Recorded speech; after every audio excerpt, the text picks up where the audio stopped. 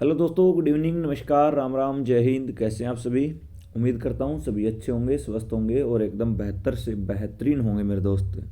और जैसा कि आप जानते हैं कि जल्द ही आपके आर्मी एओसी के जो हैं एग्ज़ाम भी होने वाले हैं। उससे पहले फिजिकल होगा दोस्तों आपका। और इसी के लिए हम लोग लगे हुए हैं आपकी जीके की क्लासों में। 50 नंबर की जीके जो आपको सिलेक्शन दिलाने का काम करेगी। एक तरफ हम जीके और दूसरी तरफ प्यारे बच्चे हम मैथ पढ़ रहे हैं। तो फटाफट से सारे बच्चे जुड़ेंगे और अपने हालचाल के बारे में बताएंगे। सभी को प्यार भरा नमस्कार और सभी को वंदे मातरम और जय हिंद प्यारे बच्चों। आज आगाज़ करेंगे हम बहुत ही इंपॉर्टेंट टॉपिक का। बेटा, आपके एग्ज़ाम में किताबें पूछी जाती है और इन किताबों को आज मैं करवाने वाला हूँ। तो जितने बच्चे जुड़े हैं जो एओसी की तैयारी कर रहे हैं भाई, सारे चैनल को सब्सक्राइब करें और बेल आइकन को प्रेस करें। क्योंकि यहाँ जो मैं जीके पढ़ा रहा हूँ मेरे बच्चों, ये जीके कोई आम जीके नहीं है। आप आर्मी का कोई भी पेपर दे के देखिए, इससे आपका कंप्लीट सिलेबस जो है वो कवर होने वाला है। और ये सिलेक्शन फाड़ जीके हैं बेटा, जो आपको सिलेक्शन में अटकने नहीं देंगी। चलिए, हमने एक क्लास के अंदर प्यारे बच्चे आपके बहुत बहुत सी अच्छी अच्छी चीज़ें पढ़ ली थी। और आज मेरे बच्चे हम बात करने वाले हैं आपके कुछ और चीज़ों के बारे में। और जितनी भी चीज़ें मेरे बच्चों मैं आपको पढ़ा रहा हूँ, इनकी पीडीएफ के लिए आप मेरे साथ टेलीग्राम पर भी जुड़ चुके हैं। और टेलीग्राम का लिंक मैंने ऑलरेडी आप लोगों को डिस्क्रिप्शन में देने का काम किया है। ये सारे के सारे प्रश्न जो है प्यारे बच्चे, ये मेरे द्वारा टाइप करवाए गए हैं। और इन क्वेश्चनों के बारे में आप लोग जो है पीडीएफ के लिए टेलीग्राम पे जुड़े, जिनका लिंक ऑलरेडी मेरे बच्चों को डिस्क्रिप्शन में दिया जा चुका है। चलिए साथी, आज हम बात करेंगे बहुत अच्छी अच्छी बातें। पहला क्वेश्चन देखिए आज की क्लास का। पीछे 21 क्वेश्चन हमने कवर कर लिए थे। मैं साथ में एमसीक्यू करवा रहा हूँ और साथ में थ्योरी दोनों करवाने का मेरे बच्चों को मैं काम कर रहा हूँ। प्राचीनतम व्याकरण अष्टाध्यायी, प्यारे बच्चे आपकी व्याकरण की एक किताब है जिसका नाम है अष्टाध्यायी। और ये अष्टाध्यायी जो है ये किसके द्वारा लिखी गई थी, ये आपसे पूछा गया है। बताएंगे किसके द्वारा आपकी ये किताब लिखी गई? गौतम, कपिल, पतंजलि या पाणिनि? बेटा, पतंजलि से दो बातें एग्जाम में आती है। पहला समझना, एक तो इन्होंने किस चीज़ की शुरुआत करी थी, तो आप आंसर करेंगे सर इनके द्वारा योग की शुरुआत की गई, इसीलिए इन्हें योग के प्रतिपादक कहा जाता है। बेटा, आपसे पूछा जाएगा योग की शुरुआत किसने करी थी, तो प्यारे बच्चे आप आंसर करेंगे सर योग की शुरुआत इसी पतंजलि के द्वारा की जाती है, इन्हें योग के प्रतिपादक बोलते हैं। बेटा, पतंजलि के द्वारा एक किताब भी लिखी गई और इनकी किताब का नाम है महाभाष्य। तो अगर आपसे पूछे महाभाष्य किताब किसके द्वारा लिखी गई, तो वो पतंजलि की। और पतंजलि की एक किताब का नाम है बेटा योगा सूत्र। मेरे बच्चों, योगा सूत्र किताब किसकी है? पतंजलि के द्वारा लिखी गई। पाणिनि का नाम आया तो बेटा याद रखना, पाणिनि के द्वारा एक किताब लिखी गई जिसका नाम था अष्टाध्यायी। और ये अष्टाध्यायी किताब जो है ये संस्कृत भाषा की पहली व्याकरण की पुस्तक मानी जाती है। तो मेरे बच्चे यहाँ पर ऑप्शन डी मेरे बच्चों का राइट आंसर हो जाएगा। चलिए अगला क्वेश्चन देखिए। वैदिक युग के अंदर यव किसे कहा जाता था? तो बेटा, वैदिक काल के अंदर जो हुआ करता था, इसी जो को ही क्या कहा जाता था, तो आप आंसर करेंगे सर वो यव कहा जाता था। और बेटा, कपास जो है इसको सिंधु घाटी के लोग क्या कहते थे? तो कपास को सिंधु घाटी के लोग मेरे बच्चों सिंडोन कहते थे। क्या कहते थे? सिंडोन कहते थे। अच्छा क्वेश्चन है, एग्जाम में पूछा हुआ क्वेश्चन है, आपको याद रखना होगा। ठीक है, चलिए अगला क्वेश्चन देखिए। अच्छा क्वेश्चन फिर एक आपके सामने। बताइए अथर्व का अर्थ क्या होता है? बेटा, अथर्व जो है वो आपका एक क्या होता है? वेद होता है। और याद रखना, ये अथर्व वेद जो है ये सबसे नवीनतम वेद है मेरे बच्चों। तो अगर आपसे पूछे इस संसार में सबसे नवीनतम वेद मेरे बच्चों कौन सा है, तो गुरुजी वो अथर्व वेद है। और बेटा, अथर्व वेद जो है ये कौन से नंबर का वेद है? चौथा वेद है। और बेटा, ये जो अथर्व वेद है ये किस ऋषि ने लिखा था? मेरे बच्चों आप आंसर करेंगे अथर्व वेद गुरुजी अथर्वा ऋषि ने लिखा था। कौन से ऋषि थे? तो मेरे बच्चों अथर्वा ऋषि हुआ करते थे और इसी ऋषि के द्वारा आपका ये वेद लिखा जाता है। बातें क्लियर है यहाँ तक? अब प्यारे बच्चे, इस वेद की बात आई है तो कुछ और चीज़ों को भी समझेंगे। और बेटा, इस अथर्व शब्द का अर्थ क्या होता है? यहाँ पे जो अथर्व शब्द है बेटा, इसका मतलब क्या होता है? तो बेटा आप आंसर करेंगे सर इसका मतलब होता है काला जादू, इसका मतलब होता है टूना टोटका। तो बेटा, इस वेद के अंदर जो आपका काला जादू होता है, टूना टोटका होता है, उससे संबंधित क्या दिए गए? मंत्र दिए गए। तो बेटा यहाँ पे क्या आंसर हो जाएगा? सर ऑप्शन ए हमारा राइट आंसर हो जाएगा, जादू। तो बच्चों यहाँ पे कौन सा आंसर होगा? Option A. अगला देखिए, उपनिषद काल के राजा अशोपति शासक थे। तो ये अशोपति जो है ये कहाँ के राजा थे? काशी के पांचाल के या विदेह के? तो बेटा ये विदेह के थे। अब बेटा, उपनिषदों की बात आई है तो आपको पता होना चाहिए सर कुल उपनिषद कितने हैं? 108। और मेरे बच्चे, अब जो मैं बात बताने जा रहा हूँ गांठ बांध लेना, ये क्वेश्चन एग्जाम में जरूर दिखेगा। आपसे पूछा जाएगा बताइए भारत देश का राष्ट्रीय वाक्य कौन सा? मेरे बच्चे आप जानते हैं सर वो है सत्यमेव जयते। और बेटा, ये सत्यमेव जयते कहाँ से लिया गया है? तो आप आंसर करेंगे सर ये लिया गया मुंडकोपनिषद से। बहुत बार क्वेश्चन आता है बेटा, जब भी कोई गाड़ी आप लोग देखते हो सरकारी गाड़ी भारत सरकार की, उसके नीचे एक वाक्य लिखा जाता है और इस वाक्य का नाम क्या होता है? मुंडकोपनिषद। और ये मुंडकोपनिषद जो है बेटा ये क्या है? तो आप आंसर कर देंगे सर ये यहाँ से एक वाक्य लिया गया जिसका नाम है सत्यमेव जयते। बेटा तो ये आंसर हो जाएगा। चलिए बढ़ेंगे अगले क्वेश्चन की तरफ, और अगला बहुत अच्छा क्वेश्चन मेरे बच्चों आपके सामने। जितने बच्चे जुड़े हैं बेटा वो पीडीएफ के लिए टेलीग्राम पर जुड़े हैं और चैनल को सब्सक्राइब करें, बेल आइकन को प्रेस करें। अंतिम मौर्य सम्राट बृहद्रथ की हत्या किसने शुंग वंश की स्थापना की? बेटा मौर्य वंश की बात आई है तो पहले तो ये पता होना चाहिए मौर्य वंश की नींव किसने रखी थी, तो आप आंसर करेंगे सर वो चंद्रगुप्त मौर्य ने रखी थी। बेटा किसने रखी थी? चंद्रगुप्त मौर्य ने। चंद्रगुप्त मौर्य जो है बेटा इसके गुरु का नाम क्या था? तो चंद्रगुप्त मौर्य के गुरु हुआ करते थे चाणक्य। और चाणक्य ने बेटा एक पुस्तक लिखी थी, और इसकी पुस्तक आपके एग्जाम में 1000 बार पूछी गई। तो बेटा इसकी किताब का नाम था अर्थशास्त्र। और आपसे यूं भी पूछा जाएगा अर्थशास्त्र किस पर आधारित है? तो बेटा ये राजनीतिक जीवन पर आधारित है। किस पर आधारित है? तो सर ये मौर्य साम्राज्य के राजनीतिक जीवन पर आधारित है। और बेटा यहाँ इसका अंतिम जो राजा हुआ करता था, आपसे पूछा है उसको मारकर जो है किसने जो है शुंग वंश की नींव रखी थी? तो बेटा इसका नाम था पुष्यमित्र शुंग। क्या नाम था? तो गुरुजी ऑप्शन ए हमारा हो जाएगा पुष्यमित्र शुंग। और बेटा इस पुष्यमित्र शुंग का एक दरबारी हुआ करता था, और आपसे पूछा जाएगा बताइए पुष्यमित्र शुंग के दरबारी का नाम क्या था? तो मेरे बच्चे आप आंसर करेंगे सर इसके दरबारी का नाम ही पतंजलि था। क्या नाम था? पतंजलि हुआ करता था। ठीक है, तो ये बातें याद रखनी होगी। चलिए अगला क्वेश्चन देखिए, कणव वंश या कणव वंश का संस्थापक कौन था? बेटा यहाँ पे वंश आया कणव वंश, और कणव वंश की अगर हम बात करें तो याद रखेंगे इसका संस्थापक जो हुआ करता था बेटा वो हुआ करता था कौन है? तो सर कणव वंश के संस्थापक हुआ करते थे वासुदेव। कौन थे बेटा? वासुदेव हुआ करते थे। ऑप्शन ए मेरे बच्चों का राइट हो जाएगा। ठीक है जी। चलिए अगला क्वेश्चन देखिए, बताइए आंध्र या सातवाहन वंश का संस्थापक कौन था? तो आप आंसर करेंगे सर आंध्र या सातवाहन वंश का संस्थापक शिमुक हुआ करता था। बेटा कौन था? तो आप आंसर कर देंगे सर वो शिमुक हुआ करता था। Option A. बेटा प्रमुख वंश और उनके संस्थापक मैंने पढ़ाए थे, ये वही टॉपिक है और उसके आपके क्वेश्चन आपको करने हैं। बेटा आंध्र या सातवाहन वंश की अगर मेरे बच्चों से राजधानी पूछ ली जाए, बेटा हो सकता है वो राजधानी पूछ ले, तो आप आंसर करेंगे गुरुजी इसकी राजधानी का नाम प्रतिष्ठान था। बेटा क्या नाम था? प्रतिष्ठान। और आपसे पूछा जाएगा प्रतिष्ठान कहाँ पे है? सर ये महाराष्ट्र में है। कहाँ पे बेटा? महाराष्ट्र में। याद रखना बहुत इंपॉर्टेंट क्वेश्चन है। अगला देखिए, एक कनिष्क नाम का राजा था बेटा, और कनिष्क की राजधानी कौन सी थी? तो बेटा कनिष्क की 2 राजधानियां थी। कितनी थी? 2। कौन कौन सी थी? एक का नाम था बेटा मथुरा। क्या नाम था? मथुरा। और दूसरी का नाम था बेटा पेशावर। तो याद रखना इस कनिष्क की कितनी राजधानियां थी? 2 हुआ करती थी। बेटा कनिष्क के बारे में 2 बातें एग्जाम में पूछी जाती है। एक तो बेटा इसने 78 ईस्वी के अंदर किसकी शुरुआत करी थी? सर इसने 78 ईस्वी में शक संवत की शुरुआत की। और बेटा ये शक संवत क्या है?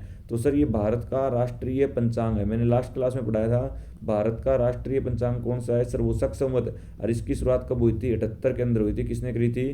तो सर वो इसी कनिष्क के द्वारा की जाती है। मेरे बच्चों सारे के सारे जुड़े रहो, ये पीडीएफ भी टेलीग्राम पर मिल जाएगी।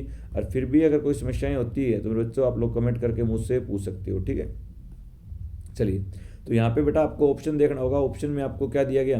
तो गुरुजी यहाँ ऑप्शन में हमको 2 नाम दिए गए, एक पुरुषपुर और दूसरा दिया गया बेटा बनारस। अब समझो तो बेटा ये पुरुषपुर जो है ये आज क्या कहलाती है? तो बेटा आज इसे आप लोग पेशावर के नाम से जानते हो। क्या कहलाती है बेटा ये?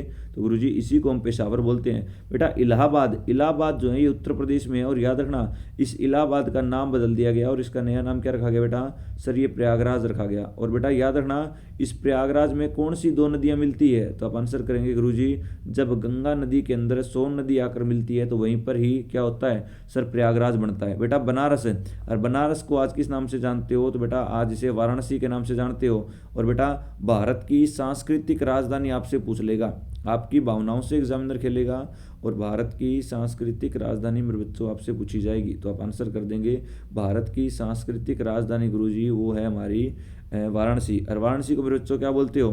तो गुरुजी इसे हम बोलते हैं मंदिरों व घाटों का शहर। तो बेटा मंदिरों व घाटों का शहर किसे कहा जाता है? तो बेटा आप आंसर करेंगे मंदिरों व घाटों का शहर इस वाराणसी को कहा जाता है। सारनाथ, तो सारनाथ क्या है बेटा?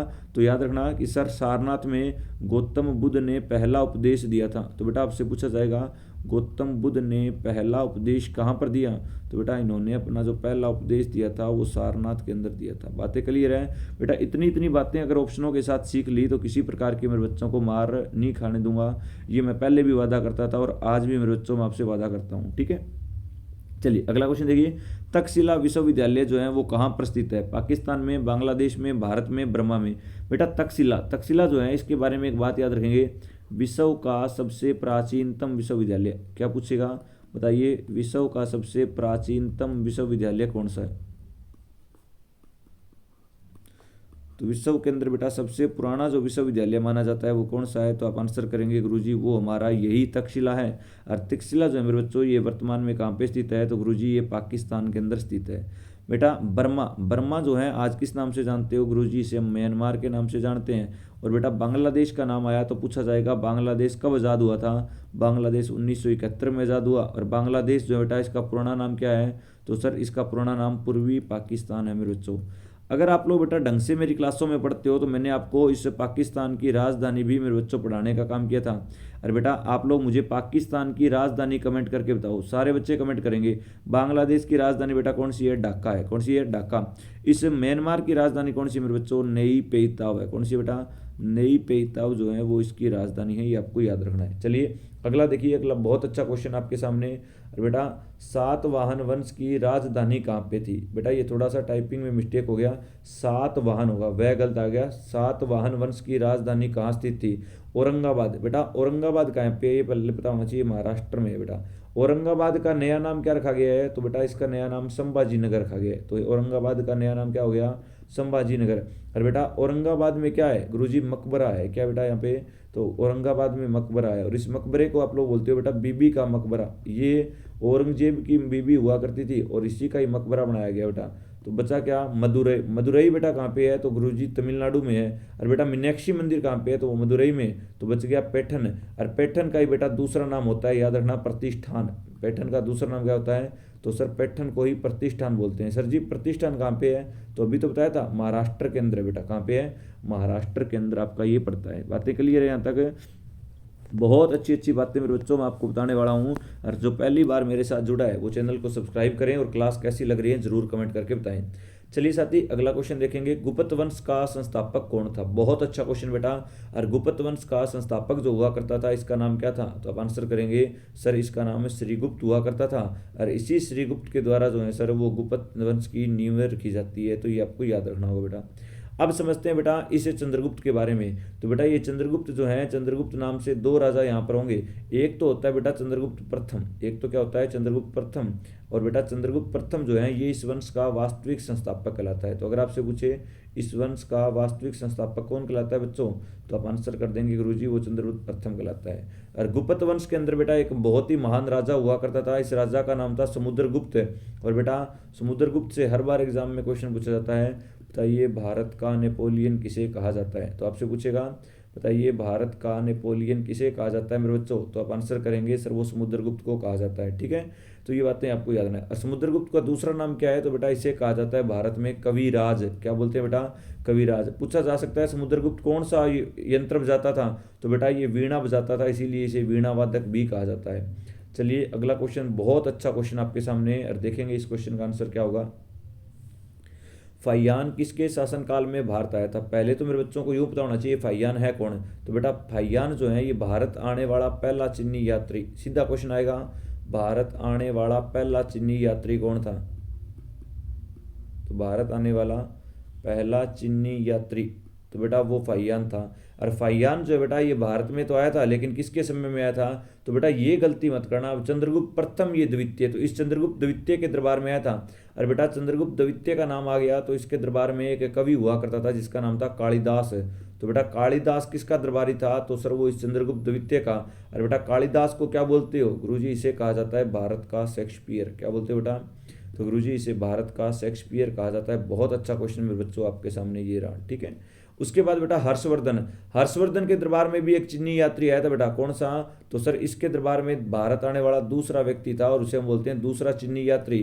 और दूसरा जो चीनी यात्री था मेरे बच्चों इसका नाम क्या था, तो भारत आने वाला दूसरा चीनी यात्री मेरे बच्चों ह्वेनसांग था। दोनों क्वेश्चन इंपॉर्टेंट है, पहला चीनी पूछे तो फाहियान और दूसरा बेटा ह्वेनसांग हो जाएगा। ठीक है, अशोक का नाम आया बेटा, तो अशोक ने एक शहर बसाया था जिसका नाम था श्रीनगर। और मेरे बच्चों सारे के सारे कमेंट करके बताओ श्रीनगर जो है वो वर्तमान में किसकी राजधानी है। और बेटा श्रीनगर जो है कौन सी नदी के किनारे बसा हुआ है, तो आप आंसर कर देंगे गुरुजी ये झेलम नदी के किनारे है। कौन सी, झेलम नदी के किनारे आपका बसाया हुआ है। अगला क्वेश्चन देखो बहुत अच्छा, फाहियान कहाँ का निवासी था, यही तो बात मैंने यहाँ पे बताई, चीनी यात्री। तो बेटा इसका आंसर क्या हो जाएगा, बच्चों वाला क्वेश्चन है कि सर फाहियान जो है वो एक चीनी यात्री हुआ करता था बेटा। कैसा यात्री था, तो गुरुजी फाहियान जो है वो एक चीनी यात्री हुआ करता था, इसलिए ऑप्शन में बच्चों सी आपका राइट आंसर हो जाएगा। चलिए बढ़ेंगे अगले क्वेश्चन की तरफ। अगला क्वेश्चन कहता है बताइए कुमार संभव महाकाव्य किस कवि ने लिखा था। बेटा बाण भट्ट का नाम आया तो बाण भट्ट की एक किताब याद रखना, हर बार एग्जाम में आती है, हर्षचरित। कौन सी बेटा, एक तो इसकी हर्षचरित याद रख लेना और एक इसकी बेटा कादम्बरी याद रख लेना। और ये दोनों की दोनों किताबें किसके लिखी गई है, तो सर बाण भट्ट की। हरिशेन ने बेटा लिखी थी प्रयाग प्रशस्ति, क्या लिखी थी बेटा, तो आप आंसर करेंगे सर इसने प्रयाग प्रशस्ति लिखने का दोस्त काम किया था। बेटा चंद्रप्रदयी ने कौन सी किताब लिखी थी, तो आप आंसर कर देंगे सर इसने लिखी थी पृथ्वीराज रासो। कौन सी बेटा, पृथ्वीराज रासो किताब इसने लिखी थी। बचा कौन सा, बच गया कालिदास है। अरे बेटा कालिदास ने ये किताब लिखी थी। कालिदास की एक दो किताबें और याद रख लेना, एक बेटा ऋतु सारम बहुत बार एग्जाम में पूछी गई, तो ऋतु सारम किताब भी इसके द्वारा लिखी गई। एक किताब बेटा और याद रख लेना रघुवंशम, रघुवंशम किताब भी इसके द्वारा लिखी गई। और एक किताब और मेरे बच्चों याद रखोगे मेघदूतम। कौन सी बेटा, मेघदूतम। ये सारी की सारी किताबें कालिदास की है, इसके बारे में याद रखेंगे। चलिए अगला देखिए, कालिदास द्वारा रचित मालविका अग्निमित्रम। बेटा ये एक नाटक था जहां पर मालविका नाम की एक लड़की थी जिससे एक राजा अग्निमित्र शुंग प्यार किया करता था, और इसी नाटक को किसने लिखा था, कालिदास ने लिखा था। और बेटा ये नाटक के अंदर जो नायक है, बेटा नायक का मतलब होता है हीरो, और वो हीरो कौन है आपको ये बताने का काम करना है। तो बेटा आप आंसर करेंगे सर यहाँ में जो हीरो है वो अग्निमित्र शुंग है। देखो मालविका अग्निमित्र, तो बेटा अग्निमित्र यहाँ का क्या होगा, हीरो। ऑप्शन सी आप लोगों का राइट आंसर हो जाएगा। बात क्लियर है। और बहुत अच्छी अच्छी बातें मैं आपको बता रहा हूँ बेटा, चैनल को सब्सक्राइब करें और बेल आइकन को प्रेस करें। और सच में मज़ा आ रहा है तो भाई मेरे साथ इंस्टाग्राम पर भी जुड़ सकते हो आप लोग। बच्चों आप लोग मेरे साथ इंस्टाग्राम पे जुड़िए, आपका सिलेक्शन हो तो मुझे ज़रूर बताना। और इंस्टाग्राम भाई मेरा इंस्पायर एजुकेशन के नाम से है। किस नाम से है, इंस्पायर एजुकेशन के नाम से। तो वहाँ पे सारे बच्चे जुड़ जाइए, ठीक है जी। चलिए साथी अगला क्वेश्चन देखेंगे, बहुत अच्छा क्वेश्चन मेरे बच्चों के है, ये रहा स्क्रीन पर, आंसर करेंगे। थानेसर में वर्धन वंश की स्थापना किसने करी थी। तो बेटा थानेसर के अंदर वर्धन वंश की स्थापना जो करता है वो कौन करता है, राज्यवर्धन, आदित्यवर्धन, नरवर्धन या पुष्यमित्र। तो बेटा यहाँ पे क्या होगा सर, वो पुष्यमित्र होगा या पुष्य भूमि। तो बेटा वो पुष्य भूति वंश होगा और इसी के द्वारा इसकी स्थापना की जाएगी, ठीक है। चलिए अगला बहुत अच्छा क्वेश्चन है मेरे बच्चों, और अगले क्वेश्चन का आंसर करेंगे। हर्षचरित किसके द्वारा लिखी गई। बेटा हर्षचरित एक किताब है, अभी बताया था मैंने। बेटा वाल्मीकि ने क्या लिखी थी, तो वाल्मीकि ने बेटा लिखी थी रामायण। क्या लिखी थी बेटा, रामायण। और वेद व्यास ने क्या लिखी थी बेटा, इन्होंने लिखी थी महाभारत। क्या लिखी थी, महाभारत। और आर्मी में पूछा गया क्वेश्चन है, बताइए महाभारत का दूसरा नाम क्या है बेटा। तो आप आंसर करेंगे सर इस महाभारत का दूसरा नाम जय संहिता है बेटा। क्या नाम है, जय संहिता। तो यहाँ पे ऑप्शन आपका बी राइट हो जाएगा बेटा, बाण भट्ट। और बाण भट्ट के द्वारा ही हर्षचरित किताब लिखी गई थी। बातें क्लियर है। चलिए अगला क्वेश्चन देखेंगे, हर्षवर्धन के समय में कौन सा चिन्नी भारत आया था। अभी देखो बेटा इसके समय में दूसरा चिन्नी भारत आया था। भारत आने वाला पहला चिन्नी यात्री कौन था, तो आप आंसर करेंगे सर वो फाहियान था। और बेटा इसके समय में दूसरा चिन्नी यात्री कौन आया था, तो गुरुजी ऑप्शन डी राइट हो जाएगा, हवेनसांग आया था। और बेटा हवेनसांग ने एक किताब भी लिखी थी और इसकी किताब का नाम याद रख लेना, सी यू की। कौन सी किताब लिखी थी, सी यू की किताब लिखी थी। बेटा मेगस्थनीज, और मेगस्थनीज से दो बातें आती है, एक तो इसकी किताब पूछेगा और इसकी किताब का नाम है बच्चों इंडिका। और मेगस्थनीज किसके दरबार में आया था, तो आप आंसर करेंगे गुरुजी ये चंद्रगुप्त मौर्य के दरबार में आया था। किसके दरबार में, तो बेटा ये चंद्रगुप्त मौर्य के दरबार में आया था, ठीक है। और मेगस्थनीज जो है बेटा वो किसका राजदूत बनकर आया था, सेल्यूकस निकेटर का राजदूत बनकर भारत आया था, ये आपको याद रखना है। बाण भट्ट किस सम्राट के दरबारी कवि हुआ करते थे। बेटा बाण भट्ट के बारे में पूछा गया, और बाण भट्ट जो है ये राजा हर्षवर्धन के दरबारी हुआ करते थे। तो यहाँ पर ऑप्शन सी मेरे बच्चों आपका क्या हो जाएगा, राइट आंसर। आपसे पूछा जा सकता है बताइए भारत के इतिहास में कुल विक्रमादित्य कितने हुए, तो आप आंसर करेंगे सर भारत के इतिहास में कुल 14 हुए। 14 हुए तो वो आपसे पूछेगा बताइए भारत का पहला विक्रमादित्य और भारत का अंतिम विक्रमादित्य बेटा आपसे पूछेगा। भारत का जो पहला विक्रमादित्य बेटा इसका नाम क्या था, तो आप आंसर कर देंगे सर इसका नाम चंद्रगुप्त द्वितीय था। क्या नाम था बच्चों, चंद्रगुप्त द्वितीय। और भारत का अंतिम विक्रमादित्य कौन था, तो आप आंसर करेंगे सर इसका नाम था हेमू। क्या नाम था बेटा, हेमू हुआ करता था। चलिए अगला क्वेश्चन, हर्षवर्धन की जीवनी किसने लिखी थी, तो बेटा आप आंसर कर देंगे सर हर्षवर्धन की जीवनी बाण भट्ट ने लिखी थी। तो याद रखना सर हर्षवर्धन की जीवनी कौन लिखेगा, तो बेटा आप आंसर कर देंगे बाण भट्ट। और इसने कौन सी किताब में लिखी थी, तो बेटा किताब का नाम है हर्षचरित है। तो यहाँ पे बाण भट्ट इस क्वेश्चन का मेरे बच्चों आप लोगों का राइट आंसर हो जाएगा। कौन सा, बाण भट्ट। लीजिए इस क्वेश्चन की मैं ऑप्शन दिखा देता हूँ। ये बेटा मेरे टेलीग्राम है, दिखाई दे रहा है आपको, यहाँ पे मैंने मेरे टेलीग्राम का नाम लिख दिया है। ये मेरे टेलीग्राम है प्रवीण सुतार सर, जब आप सर्च करोगे या लिंक डिस्क्रिप्शन में दिया हुआ है तो वहाँ से आपको मिल जाएगी, ठीक है। ये अपना यूट्यूब चैनल है भाई इंस्पायर एजुकेशन, जिस पे क्लासेस चल रही हैं, इसको सारे सब्सक्राइब करें, बेल आइकन को प्रेस करें। लीजिए बेटा, ये आपके सामने इनके ऑप्शन आने शुरू हो चुके हैं। और बेटा ये क्वेश्चन मैंने स्पेशल टाइप करवाए हैं आप लोगों के, ताकि आपको किसी प्रकार की कोई दिक्कत ना आए। बेटा फिरदौसी की किताब का नाम है शाहनामा, क्या नाम बच्चों? तो फिरदौसी की किताब का नाम है बेटा शाहनामा। वरा महीर बेटा, इसकी किताब याद रखना वृहत संहिता बेटा, वृहत संहिता। आज बेटा मैं किताबों का पूरा टॉपिक करवाने वाला हूँ आपको। अगर आज पूरी नहीं होती है तो कल की क्लास में जरूर किताबें पूरी करवाऊंगा। और बेटा किताबें आनी आनी है। अगला है नागानंद का रचनाकार कौन था? बेटा याद रखना नागानंद एक किताब है, और ये किताब किसने लिखी थी? तो बेटा ये हर्षवर्धन ने लिखी थी। यहाँ पर ऑप्शन बी आपका राइट आंसर हो जाएगा। बेटा भवभूति, और भवभूति की किताब पूछी जाती है आर्मी में, मालती माधव। कौन सी बेटा? मालती माधव। बेटा अगर आपको सिलेक्शन लेना है तो एक एक चीज अच्छे से आपको पढ़नी पड़ेगी। और बेटा भास, इस भास की भी एक किताब लिखवा देता हूँ, स्वपन वासवदता। कौन सी बेटा? तो इस भास की किताब का नाम है Swapna Vasavadatta. To the point exam oriented चीजें मैं पढ़ाने का काम करूंगा बेटा, फालतू का ज्ञान नहीं देंगे, और वही चीज़ पढ़ाऊंगा जो एग्जाम में आती है। मुझे व्यूज़ से इतना मतलब नहीं है, मुझे मतलब है मेरे दो भाइयों से भी। अगर दो बच्चे भी मेरी क्लास को शिद्दत से देखते हैं तो मेरे लिए उन बच्चों का सिलेक्शन मायने रखता है। और इसी चीज़ को लेकर मैं आपके सामने यूट्यूब पर उतरा हूँ मेरे दोस्त। और जिन बच्चों को सच में क्लास से अच्छी लगती है वो कमेंट करके जरूर बताएं कि बड़े भैया आपसे पढ़कर हमें मज़ा आ रहा है, और बड़े भैया आप बहुत अच्छे तरीके से हमें पढ़ा रहे हो। मैं और कोई नहीं, आप लोगों का बड़ा भाई हूँ, और बड़े भाई की आप लोग मदद ले सकते हो किसी भी प्रकार की। बेटा आपको सिलेक्शन तक पहुँचाने का काम करूंगा। जुनून वर्दी का मेरे अंदर भी है, और मेरे बच्चों को भी मैं वर्दी में जरूर पहुंचाऊंगा। आज तक मुझसे बहुत बच्चे आर्मी में बेटा सिलेक्ट हुए हैं। मेरे आप लोग यूट्यूब पे देख सकते हो, इंस्पायर एजुकेशन पे, या मेरे टेलीग्राम पे जाके देख लीजिए। और अब बारी है मेरे भाइयों की। तो एक बार मेरे बच्चे जितने भी जुड़े हैं, मेरे छोटे भाई बहन जितने भी जुड़े हैं भाई, कमेंट बॉक्स में जय हिंद छाप दो सारे।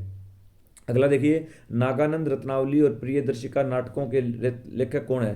बेटा तो इस किताब को लिखने वाले जो व्यक्ति थे वो थे हर्षवर्धन। कौन थे बेटा? हर्षवर्धन। ये तीनों के तीनों नाटक इसी के द्वारा लिखे गए। बेटा विशाख दत्त की किताब लिखवा रहा हूँ, एग्जाम में आनी आनी है। किताब का नाम है मुद्रा राक्षस। क्या नाम है बच्चों?